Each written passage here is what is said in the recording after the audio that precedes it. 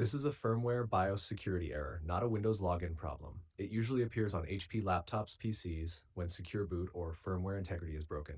And working solution, step by step. Step 1, enter BIOS. 1. Completely shut down the PC. 2. Turn it on and immediately press F10 repeatedly, or ESC, then F10.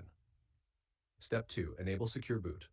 Go to Security, Secure Boot Configuration Set, Secure Boot Enabled, Legacy Support Disabled. Then select Load Factory Default Keys or Restore Secure Boot Keys. Press F10, yes, save and exit, and check. Step 3, reset BIOS, very important. If error still appears in BIOS, exit Load Setup Defaults/Restore Defaults, save, restart. Then go back again and confirm Secure Boot is enabled.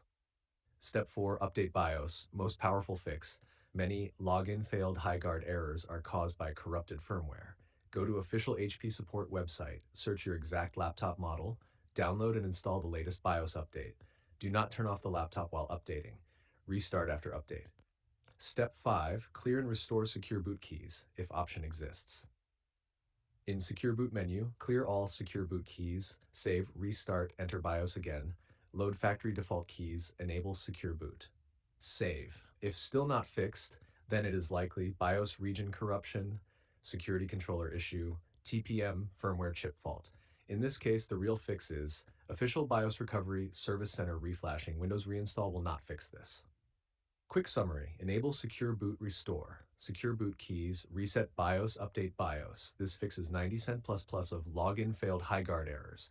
If you tell me your exact HP model, I can give you the direct BIOS path plus correct fix flow for that device.